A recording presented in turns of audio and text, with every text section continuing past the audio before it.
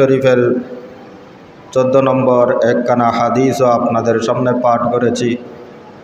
মহান আল্লাহ পাক রব্বুল আলামিন তৌফিক দান করলে আয়াত ও হাদিসের আলোকে স্বভাবজাত কিছু সুন্নতি আমল আপনাদের সামনে পেশ করার চেষ্টা করব ইনশাল্লাহ।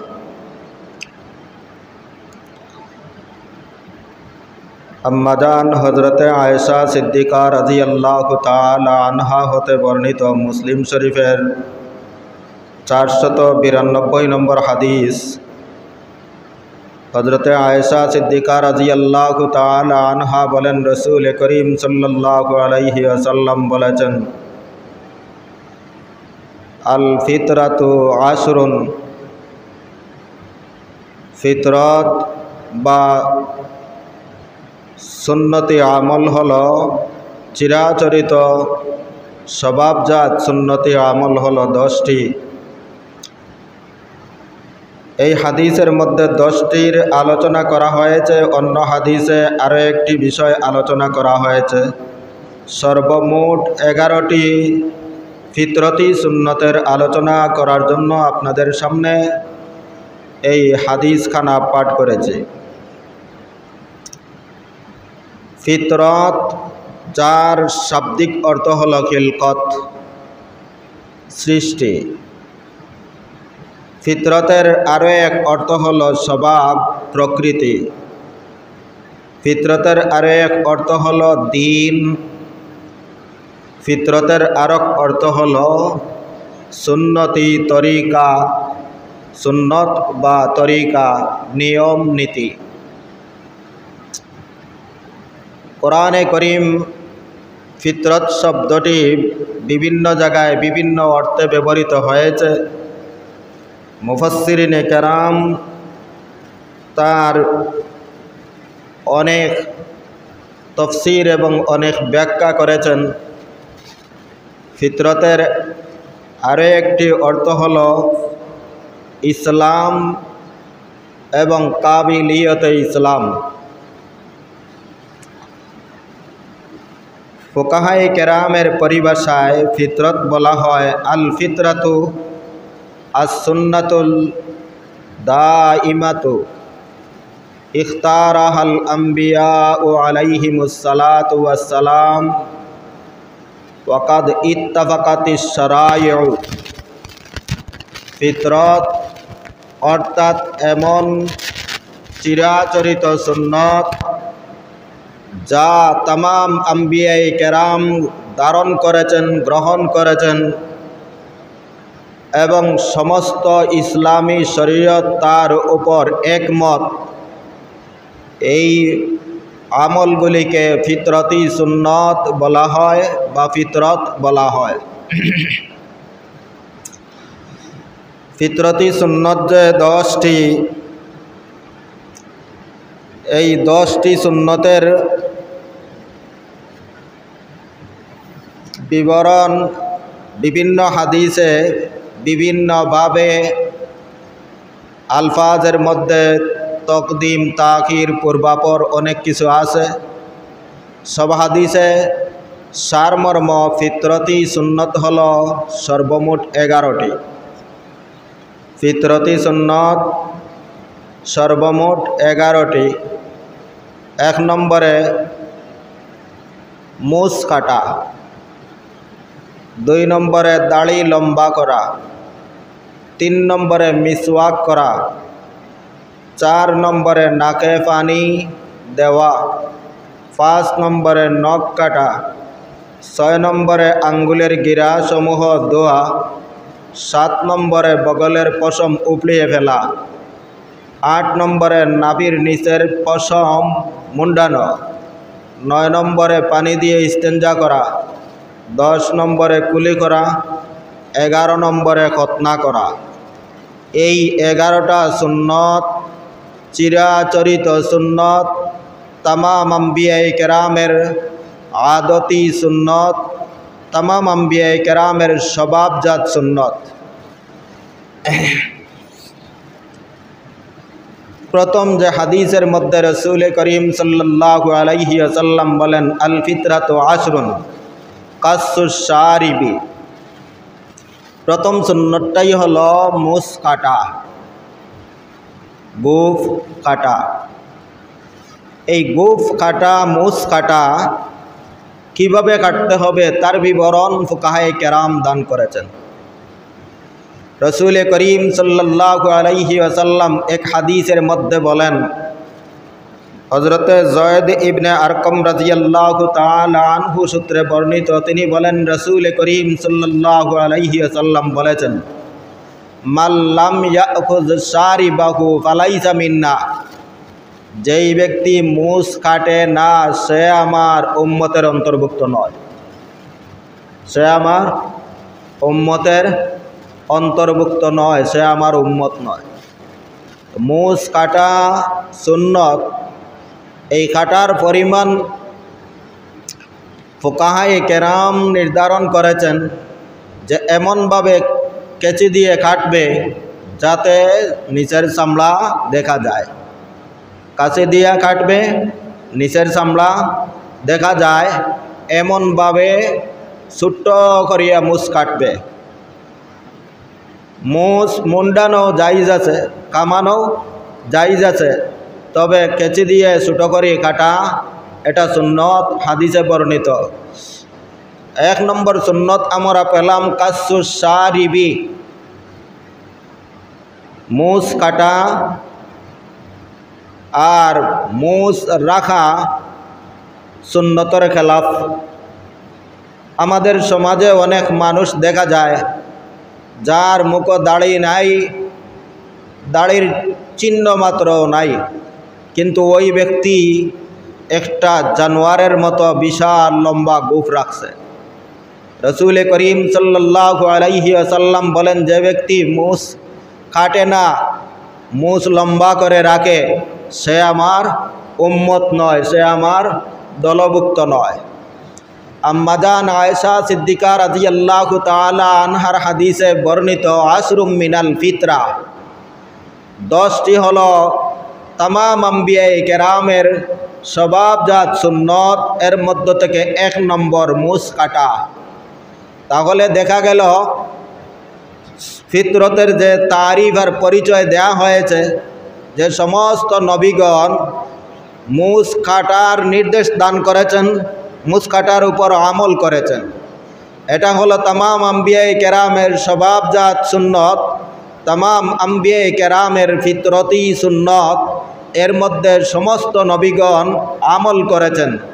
তাই পৃথিবীতে কোনো ব্যক্তি যদি আসমানি ধর্মের অনুসারী হয়ে থাকে, ইসলাম তথা পূর্ববর্তী অন্য কোনো দ্বীনের অনুসারী হয়ে থাকে, তাহলে ওই ব্যক্তি কোনো মিথ্যা অজুহাত এবং মিথ্যা কথা বলতে পারবে না যে এই ধর্মের মধ্যে মুছ রাখা, আমাদের মধ্যে মুছ রাখা নাই, এমন ভ্রান্ত কথা বলার কোনো সুযোগ নাই, যেহেতু তামাম আম্বিয়ায়ে কেরাম মুছ কাটার নির্দেশ দান করেছেন। আমরা এতক্ষণ পর্যন্ত যে আলোচনা শুনলাম তার দ্বারা বুঝতে পারলাম মুছ কাটতে হবে। আর কি পরিমাণ কাটতে হবে? যে পরিমাণ কেচি দিয়ে কাটলে একেবারে নিচের চামড়া পর্যন্ত পরিষ্কার দেখা যায়, এমনভাবে ছোট করিয়া কাটতে হবে। কামানোও জায়েজ আছে, মুন্ডানোও জায়েজ আছে। কতদিন পর্যন্ত এর সময়? রসুল করিম সাল্লাল্লাহু আলাইহি ওয়াসাল্লাম হযরত আনাস ইবনে মালিক রাদিয়াল্লাহু তাআলা আনহু বলেন, ওয়াক্কাতা লানা রাসূলুল্লাহি সাল্লাল্লাহু আলাইহি ওয়াসাল্লাম ফি কাসসিশ শারিবে ওয়া তাকলিমিল আযফারি ওয়া নাতফিল ইবিতি ওয়া হালকিল আনাতি। 60টা বস্তু আমাদেরকে নির্দেশ দান করেছেন, সময় বেঁধে দিয়েছেন যে 40 দিনের ঊর্ধ্বে যেতে পারবে না, 40 দিনের ভিতরে এগুলো পরিষ্কার করতে হবে। 1 নম্বরে মুছ, 2 নম্বরে হাতের নখ, 3 নম্বরে বগলের পশম, আর 4 নম্বরে নাভির নিচের পশম। এই 4টি বস্তু 40 দিনের ভিতরে কাটতে হবে। 40 দিনের উপরে গেলে গুনাহগার হবে। 40 দিনের উপরে গেলে গুনাহগার হবে। তো আমরা প্রথম যে সুন্নত, এই সুন্নত পেলাম মুছ কাটা, মুছ রাখা সুন্নত নয়, খেলাফে সুন্নত। আর এটা হলো বিজাতীয় অনুসরণ, অর্থাৎ ধর্মহীন মানুষের অনুসরণ। যারা কোনো ধর্মর অনুসরণ করে না, তাদের সংস্কৃতি, তাদের অভ্যাস, যার কারণে মুমিন মুসলমান জীব জন্তুর এই আচরণ তাকিয়া বাঁচিয়ে থাকতে হবে, নতুবা বৈজ্ঞানিক দৃষ্টিতে এই গোঁফ রাখার মধ্যে অনেক অপকারিতা রয়েছে। পানি খাওয়ার সময় যদি গোঁফ ভিজে যায়, তাহলে এখান থেকে বিষাক্ত জীবাণু তৈরি হতে পারে। এটার দ্বারা মানুষের উদরে, পেটের মধ্যে অনেক ধরনের রোগ সৃষ্টি হতে পারে। এই কারণে রাসূল করিম সাল্লাল্লাহু আলাইহি ওয়াসাল্লাম গোঁফ কাটার নির্দেশ দান করেছেন। হাদিসে বর্ণিত 2 নম্বরের সুন্নত হলো ওয়া ইফাউল লিহা ওয়া ইফাউল লিহিয়াতি আফুল লোহা আউফুল লোহা। রাসূল করিম সাল্লাল্লাহু আলাইহি ওয়াসাল্লাম দাড়ি রাখার নির্দেশ দান করেছেন। একটা কথা সংক্ষেপে বোঝা দরকার, নবীগণ দাড়ি রেখেছেন, তাই দাড়ি রাখা সুন্নত। নবী রাসূল করিম সাল্লাল্লাহু আলাইহি ওয়াসাল্লাম দাড়ি লম্বা করার নির্দেশ দান করেছেন, দাড়ি লম্বা করা ওয়াজিব, দাড়ি লম্বা করা ওয়াজিব। রাসূল করিম সাল্লাল্লাহু আলাইহি ওয়াসাল্লাম দাড়ি কাটতে নিষেধ করেছেন, তাই দাড়ি কাটা হারাম। দাড়ি লম্বা করিয়া রাখা ওয়াজিব, দাড়ি কাটা হারাম।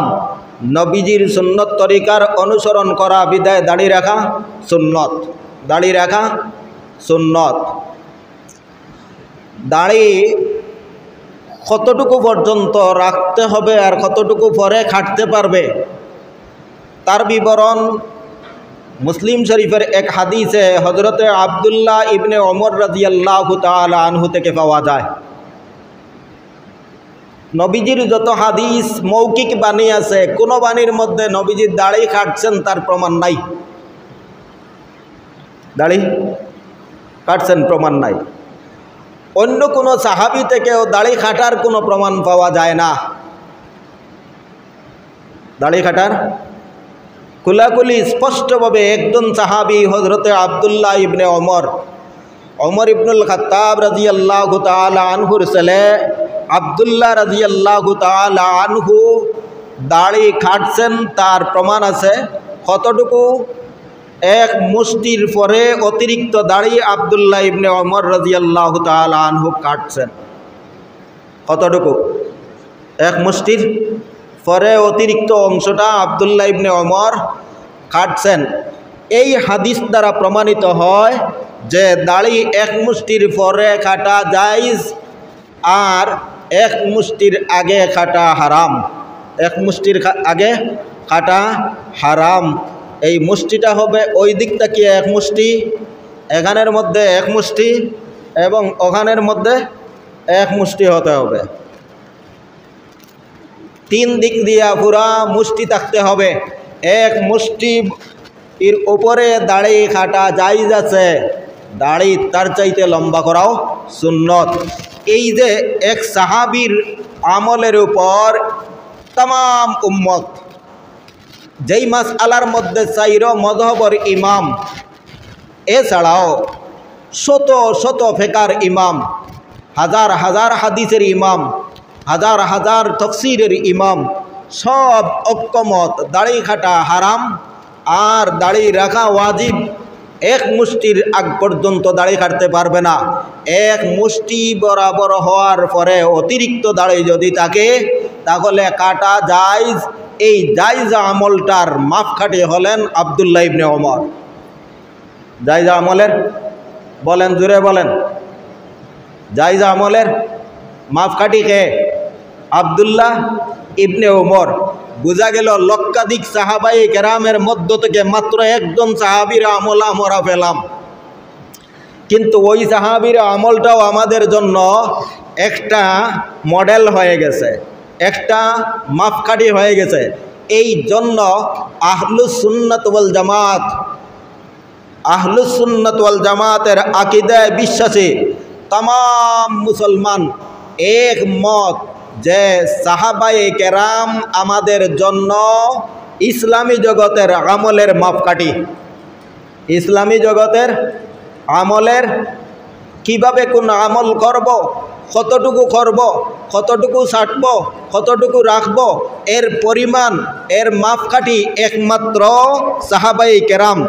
আর সমস্ত সাহাবায়ে কেরামের ইত্তেফাক হওয়া লাগবে না, বরং কোনো একটা কাজ জায়েজ হতে হলে একজন সাহাবীর আমলই যথেষ্ট। একজন সাহাবীর আমল।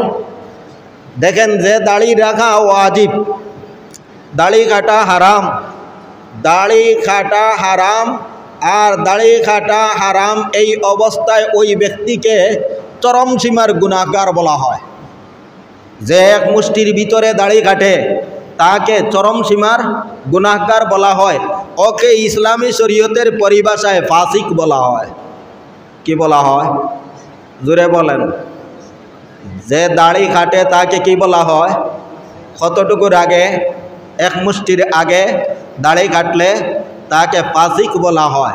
এই ফাসিকের উপর আরও কয়েকটি জরিমানা আছে।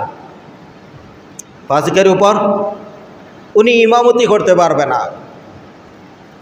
কি করতে পারবে না? ফাসিকে নামাজের ইমামতি করতে পারবে না। ফাসিকের ইমামতি মকরুয়ে তহরিমি, হারামের কাছাকাছি। সব তো দূরের কথা, হারাম পর্যন্ত চলে যায়।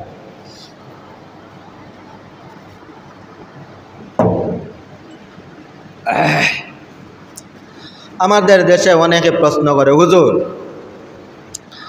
আমাদের এলাকায়, আমাদের দেশে হুজুর ছাড়া আর কাউকে ইমামতিতে দেওয়া হয় না। আমরা তো দেখি অন্যান্য দেশের মধ্যে একটা দাড়ি নাই, প্যান্টওয়ালা, শার্টওয়ালা, টুপি নাই, কোনো কিছু নাই, সে ইমামতি করতেছে। সারা বিশ্বই যদি উল্টাপাল্টা করে, ইসলামী শরীয়তের কোনো কিছু আসে যায় না। এই কারণে যার দাড়ি এক মুষ্টি বরাবর নাই সেই ব্যক্তির ইমামতি মকরুয়ে তহরিমি, ওই ব্যক্তি ফাসিক, ওই ব্যক্তির সাক্ষী ইসলামী আদালতে কবুল না। ওই ব্যক্তির সাক্ষী ইসলামী আদালতে কবুল নাই। তাহলে একটা ওনার উপর একটা নিষেধাজ্ঞা হলো ইমামতি করতে পারবে না। 2 নম্বর আজান দিতে পারবে না, ওনার আজান দেওয়াও মাকরুহে তাহরিমি। এবং 3 নম্বর ইকামত দিতে পারবে না। 4 নম্বরে ইসলামী আদালতে উনি কোনো সাক্ষী দিতে পারবে না, ইসলামী বিষয়াবলীর মধ্যে উনি সাক্ষী দিতে পারবে না। এই 4টা শাস্তি তার উপর আরোপ করা হয়েছে যেই ব্যক্তি এক মুষ্টির আগ পর্যন্ত দাড়ি কাটবে। দাড়ি কতটুকু রাখবো? এক মুষ্টি পরিমাণ দাড়ি রাখবো। তারপরে আমরা কাটতে পারবো, ছাড়তে পারবো, জায়েজ আছে। কাটতে পারবো, ছাড়তে পারবো, জায়েজ আছে, কিন্তু এর আগ পর্যন্ত কাটা সম্পূর্ণ হারাম। আমি আগেই বলছিলাম, ফিতরত বা স্বভাবজাত সুন্নত ইখতারাহাল আম্বিয়াও, আর সুন্নাতুল কদিমাতু, ওই চিরাচরিত সুন্নত এবং নীতি যাকে তামাম আম্বিয়ায়ে কেরাম গ্রহণ করেছেন। ওয়াকাদ ইত্তাফাকাতিল শরাইউ, সমস্ত শরীয়ত এর উপর একমত। চাই ইহুদি শরীয়ত হোক, খ্রিস্টান শরীয়ত হোক এবং সাবি শরীয়ত হোক, আসমানি যত শরীয়ত, আসমানি যত ইসলামী দ্বীনের নীতিমালা আছে, সবগুলা শরীয়ত এর মধ্যে একমত। অর্থাৎ আদম আলা নবীনা আলাইহিস সালাতু ওয়াস সালাম থেকে নিয়ে আমাদের নবী মুহাম্মদুর রাসূলুল্লাহ সাল্লাল্লাহু আলাইহি ওয়াসাল্লাম পর্যন্ত तमाम নবীগণের সুন্নত হলো দাড়ি রাখা। দাড়ি রাখা, দাড়ি শুধুমাত্র রাখার নির্দেশ দেন নাই, আমাদের নবীজি বলেছেন দাড়ি ছেড়ে দাও, দাড়ি লম্বা করো, দাড়ি বড় করো। এই সমস্ত নির্দেশ হাদিসের মধ্যে এসেছে। এখন যদি আমরা দাড়ি কাটি তাহলে तमाम নবীগণের সুন্নতকে অস্বীকার করা হলো। নবীগণ দাড়ি রাখছেন হিসাবে সুন্নত, আমাদের নবীজি অর্ডার দান করেছেন, আমাদের নবীজি নির্দেশ দান করেছেন, তাই এই দাড়ি রাখা ওয়াজিব। এই দাড়ির জন্য দুনিয়ার জগতের শাস্তি হলো চারটি, আখিরাতের জগতের শাস্তি হলো আল্লাহর নবীর দরবারে ওই ব্যক্তি সুপারিশ লাভ করতে পারবে না। দুনিয়ার জগতে ইমামতি করতে পারবে না, আজান দিতে পারবে না, একামত দিতে পারবে না, সাক্ষী দিতে পারবে না। আখিরাতের জগতে ওই ব্যক্তি আল্লাহর নবীর সুপারিশ থেকে বঞ্চিত হবে, আল্লাহর নবীর সুপারিশ থেকে বঞ্চিত হবে। হাদিসে তো আরও যথেষ্ট আলোচনা আছে, যেই ব্যক্তি দাড়ি কাটবে সে যেন নবীগণের কলিজার মধ্যে আঘাত করল, সে যেন নবীগণের কলিজার মধ্যে আঘাত করল। আমি এত আলোচনা করলাম তার মূল কারণ হলো বর্তমান জগতে যে খ্রিস্টানেরা দাড়ি রাখে না, যে ইহুদিরা দাড়ি রাখে না, আর আমাদের দেশের মানুষও মনে করে যে খ্রিস্টান ধর্মে মনে হয় দাড়ি নাই, ইহুদি ধর্মের মধ্যে দাড়ি নাই, এবং নূহ আলাইহিস সালাতু ওয়াস সালামের ধর্মের মধ্যে মনে হয় দাড়ি নাই, এই কারণে তারা তো দাড়ি রাখে না। এরা সম্পূর্ণ ফাসিক এবং মনগড়া মতবাদ। এরা তাদের ধর্মীয় আদর্শ অনুযায়ী চলে না। এর কারণে অনেক সময় বর্তমান জগতের নামদারি খ্রিস্টানেরা, বর্তমান জগতের নামদারি ইহুদিরা, ওরা সম্পূর্ণ নিজস্ব মতবাদে চলে, তারা মূল তাওরাত এবং ইঞ্জিলের শরীয়ত অনুযায়ী চলে না। দাড়ি রাখার উপকারিতা আছে, কি আছে? দাড়ি রাখার উপকারিতা আছে। দাড়ি রাখলে চোখের জ্যোতি কমে না, দাড়ি কাটলে চোখের জ্যোতি কমে যায়। দাড়ি রাখলে দাঁতের মাড়ি নষ্ট হয় না, দাঁত ক্ষয় হয় না, দাঁত দুর্বল হয় না। কিন্তু দাড়ি কাটার সাথে সাথে ওই ব্যক্তির চোয়ালের এই সম্পর্কের কারণে সেই ব্যক্তির দাঁত পর্যন্ত নড়ে যায়। এই এক দাড়ি যার কারণে ওই ব্যক্তির শরীরের মধ্যে অনেক ধরনের এফেক্ট আছে। প্রথম নম্বরের যে দাড়ি না রাখার অপকারিতা তা হলো চোখের উপর প্রভাব পড়ে। দাড়ি মুন্ডানোর কারণে চোখের জ্যোতি, চোখের আলো কমে যায়, চোখের মধ্যে বিভিন্ন ধরনের রোগ দেখা দেয়। আর দাড়ি রাখলে এই সমস্ত রোগ থেকে নিরাপদ থাকা যায়। আল্লাহ প্রদত্ত নেয়ামত।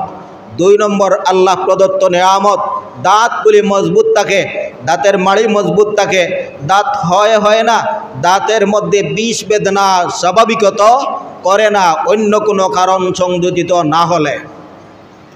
তাহলে বুঝতে পারলাম দাড়ি রাখার মধ্যে উপকারিতা আছে, নিজের দৈনন্দিন জীবনের উপকারিতা এবং নিজের শারীরিক উপকারিতা।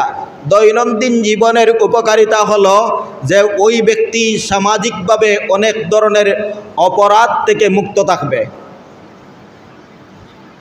কথা ঠিক কিনা?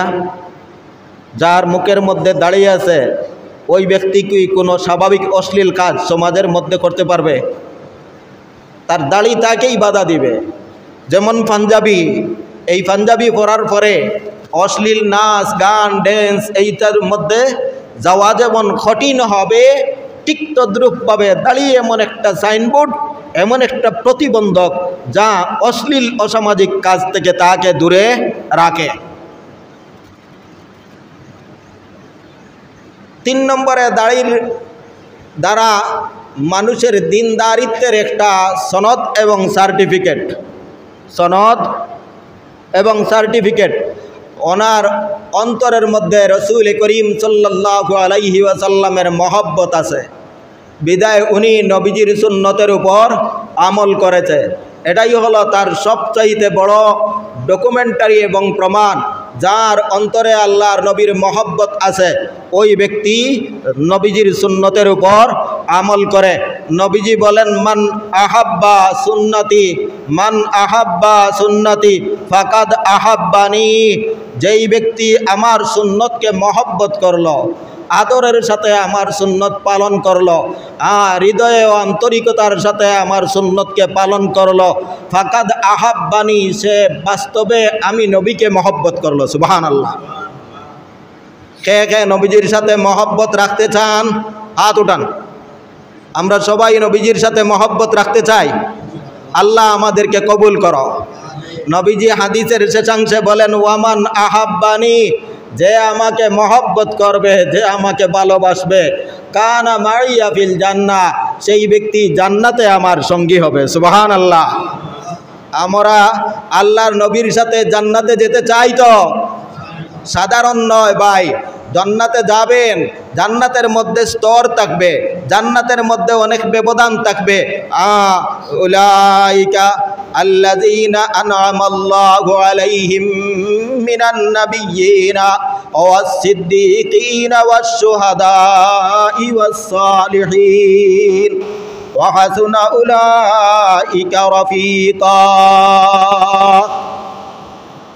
আল্লাহ তার নেয়ামত দান করেছেন নবীগণকে, সিদ্দিকগণকে, শহীদগণকে আর সালেহিনদের। এই চার দল মানুষদেরকে আল্লাহ সবচাইতে বড় নেয়ামত দান করেছেন। আর ওই চার দলের মধ্য থেকে, শহীদদের মধ্য থেকেও উত্তম, সিদ্দিকগণ থেকেও উত্তম, নেককার সাধারণ মুসলমান থেকেও উত্তম, অলিয়া উলিয়া থেকেও উত্তম আল্লাহর নবীগণ। আর নবীগণের সাথে ওই ব্যক্তির হাসর হবে যেই ব্যক্তি আল্লাহর নবীর সুন্নতের উপর আমল করবে। সুবহানাল্লাহ। মহব্বতের সাথে। কিসের সাথে? মহব্বতের সাথে, আন্তরিকতার সাথে যদি কোনো ব্যক্তি দাড়ি রাখে, তাহলে দুনিয়ার ফায়দা তো শারীরিক ফায়দা, আর আখিরাতের লাভ হলো ওই ব্যক্তি আল্লাহর নবীর সুপারিশ লাভ করবে। 2 নম্বর, নবীজির সাথে সে জান্নাতে বসবাস করবে। সুবহানাল্লাহ। রাজি আছি তো? আমাদের অনেক ভাই বর্তমানে দাড়ি রাখে, আলহামদুলিল্লাহ। কিছু কিছু ভাই আছে তো দাড়ি রাখে না, স্টাইলেও রাখছে। আমরা তাদের জন্য দোয়া করি, আল্লাহ তাদের এই দাড়ি রাখাটাকে সুন্নতি দাড়িতে রূপান্তরিত করে দেন। সবাই বলেন আমিন। এই যুব সমাজকে দ্বীনের জন্য আল্লাহ যেন কবুল ও মঞ্জুর করেন। সবাই বলেন আমিন। এই যুব সমাজ বর্তমানে যেভাবে দাড়ি রাখতেছে, এই দাড়িটা এমন একটা সংস্কৃতির পিছনে পড়িয়া রাখতেছে। আর আমরা দোয়া করি যেন ওই সংস্কৃতির পিছনে না পড়িয়া আমাদের ভাইয়েরা আমার নবীর সুন্নতের উপর আমল করিয়া নবীর মহব্বতে যেন দাড়িটা পরিপূর্ণ সুন্নতি দাড়ি রাখতে পারে। এই জন্য আল্লাহ তাদের সবাইকে তৌফিক দান করেন। আমিন। তো 2 নম্বরের সুন্নত বলছিলাম, স্বভাবজাত সুন্নত দাড়ি রাখা। तमाम अम्बिया केरामेर स्वभावजात सुन्नत दाढ़ी रखा। 3 নম্বরের सुन्नत हलो मिसवाक करा। 3 নম্বরের सुन्नत मिसवाक करा। अम्माजान आयशा सिद्दीका रादियाल्लाहु ताआला आनहा बोलेन যে নবীজি যখন ঘরে ঢুকতেন তখনও মিসওয়াক করতেন। সর্বপ্রথম আমলটা ছিল নবীজির কি কোন আমল? ঘরে ঢুকার সাথে সাথে মিসওয়াক করতেন, অজু করার আগে আগে মিসওয়াক করতেন। এমনকি অনেক সময় এমনও আছে যে অজু করিয়া মসজিদে আসিয়া নামাজ পড়তেন, নামাজের আগে আবার মিসওয়াক করতেন। নবীজি যখন ঘুমে যাইতেন তখনও মিসওয়াক করতেন, ঘুম থেকে উঠার পরেও মিসওয়াক করতেন। আমলের ঠিকানা কয়েক জায়গাত নবীজি মিসওয়াক করেছেন, পাইছেন? আমরা সারাদিনে একবার মিসওয়াক করলাম।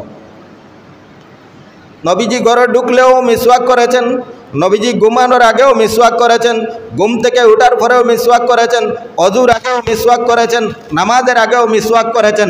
সর্বশেষ আমল যেটা রসুল করিম সাল্লাল্লাহু আলাইহি ওয়াসাল্লামের ইন্তেকালের আগ মুহূর্তে আম্মাজান আয়েশা সিদ্দিকা রাদিয়াল্লাহু তাআলা আনহা এর কোলে ইন্তেকাল হয়েছে।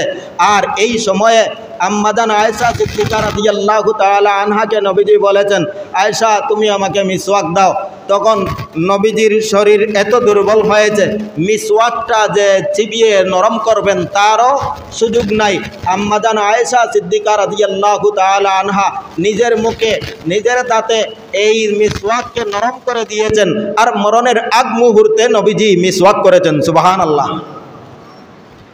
মরণের আগ মুহূর্তেও মিসওয়াক ত্যাগ করে নাই। নবীজি বলেন আসসিওয়াকু মাতহারাতুন লিল ফাম ওয়া মারজাতুল লিররাব। আল্লাহর নবী বলেন মিসওয়াক হলো মুখের দুর্গন্ধতা দূর করার একটা মাধ্যম, মুখের পবিত্রতার মাধ্যম, ওয়া মারজাতুল লিররাব, আর রব্বুল আলামিনের সন্তুষ্টির কারণ। সুবহানাল্লাহ। মিসওয়াকের দুইটা ফায়দা। একটা ফায়দা হলো যে মুখের দুর্গন্ধ দূর হয়, জিহ্বার দুর্গন্ধ দূর হয়, জিহ্বার বারিত্ব দূর হয়, আর দাঁতের মাড়ি মজবুত হয়, এই দুর্গন্ধ দূর হয়। আর সবচাইতে বড় উপকারিতা হলো রব্বুল আলামিনের সন্তুষ্টি লাভ হয়। কার? আল্লাহর সন্তুষ্টি লাভ হয়। কত আমল আল্লাহ যে খুশ হয়, কিন্তু আমরা জানি না। এটা তো আমাদের দৈনন্দিন জীবনের একটা জরুরি কাজ। কেউ যদি দাঁত পরিষ্কার করে না, দেখতে কেমন বিশ্রী লাগে, চূড়ান্ত পর্যায়ের বিশ্রী লাগে। আর এই দাঁতের মধ্যে ময়লা জমতে জমতে জমতে জমতে কারো দাঁত ফাতর হয়, কারো দাঁত জীবাণু সৃষ্টি হয়, কারো দাঁত ফুজ হয়, কারো দাঁত বেদনা করে, কারো দাঁত সময়ে সময়ে সাময়িক বেদনা করে, কারো দাঁত কোনো কোনো সময় দুর্গন্ধের কারণে মানুষ দ্বারে পাশে বসতে পারে না। তাছাড়া অত্যাধুনিক বিজ্ঞান নিয়ে আপনারাও তো আছেন, ওই বিজ্ঞানে একটু বলে যে দাঁত যত পরিষ্কার রাখবেন, জিহ্বা যত পরিষ্কার রাখবেন, তত আপনার পাকস্থলীতে তার প্রভাব পড়ে আর হজম শক্তি বাড়ে। কোনটা বাড়ে? হজম শক্তি। হ্যাঁ, আপনারা তো হজম যেখানে হয় না, আর ডাক্তারে গেলেন আর একটা গ্যাস্ট্রিকের ট্যাবলেট খাইলেন, হজম হয় না। হুজুর কি হয় না? হজম হয় না, গ্যাস্ট্রিকের ট্যাবলেট খাই। ও গ্যাস্ট্রিকটার সৃষ্টিকারীও ডাক্তার গোষ্ঠী, এটার সৃষ্টিকারী কারা? জীবনে কি গ্যাস্ট্রিকের ঔষধ খাইয়া গ্যাস্ট্রিক কমে? না, কমে না। এটা আপনি যদি প্রথমে যান তাহলে 2 টাকার ট্যাবলেট দিবে, তারপরে 4 টাকা, তারপরে 6 টাকা, তারপরে 8 টাকা, তারপরে 10 টাকা, তারপরে 15 টাকা, তারপরে 35 টাকা। খালি ডোজ বাড়তেছে, অর্থাৎ কন্ট্রোল রাখতেছে। খাইতে খাইতে খাইতে খাইতে আপনার যে লিভার নামী যন্ত্র, পাকস্থলী, ওটার অবস্থা সিরিয়াস। আর যে বাটফার বেঈমান গোষ্ঠী দুনিয়ার মানুষের বুকের মধ্যে চাকু দরিয়া টাকা রুজি করে আর অশালীন অসভ্য আচরণ করে, আল্লাহ বলেন তোমার জীবনে শেষ পর্যন্ত তোমাকেও আরো এক ডাক্তারের হাওয়ালা করলাম, তুমি কোথায় যাইবা? ভারত গিয়া চিকিৎসা করাই আইবা। ডাক্তাররা বাংলাদেশও চিকিৎসা করায় না কেন জানেন? না বলতে পারেন না?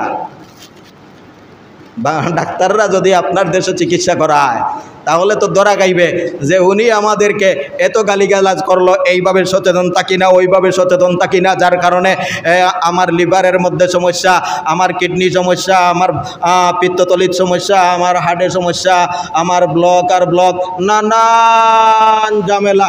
আর সাধারণ মানুষদেরকে বকতে বকতে গালি দিতে দিতে একেবারে সম্পূর্ণ অশিক্ষিত মূর্খ বানাইয়া ছাড়ে। তাহলে বোঝা গেল একজন সচেতন, সুবিজ্ঞ এবং চিকিৎসা বিজ্ঞ একজন শিক্ষিত ডাক্তার উনি যদি এই দেশের মধ্যে চিকিৎসা করায় আর মানুষে জানতে পারে, তাহলে তো ওদের কাছে আর জীবনে কোনো মানুষ যাবে না।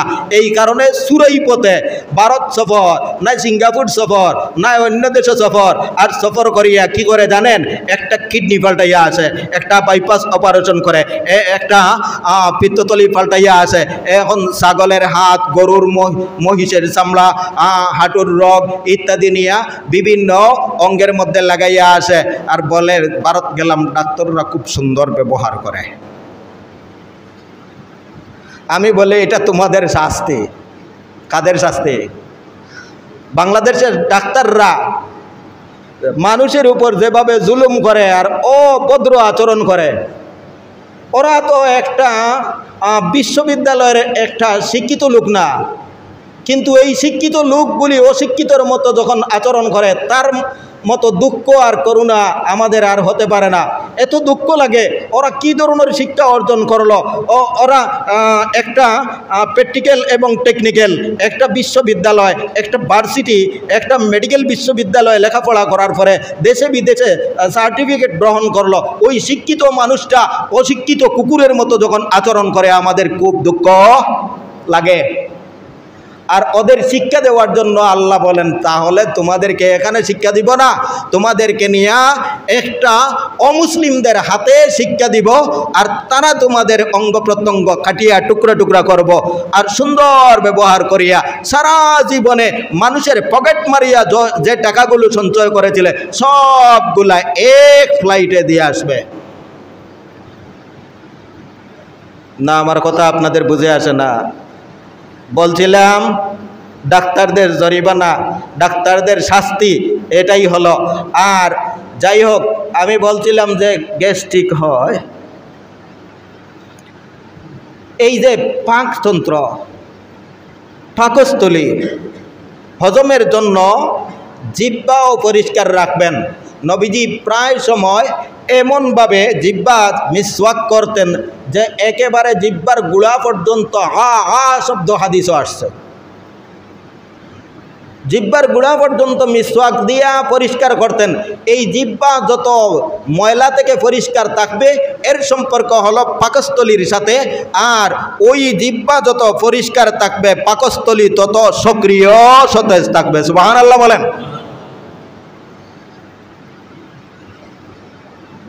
আজ থেকে আর কেউ কোনো মানুষদেরকে তুতু দিবেন না। তুতু দেন তো মাঝে মাঝে, দেন তো। হ্যাঁ, তুতু একটা বিরাট নেয়ামত, মুখের লালা একটা নেয়ামত।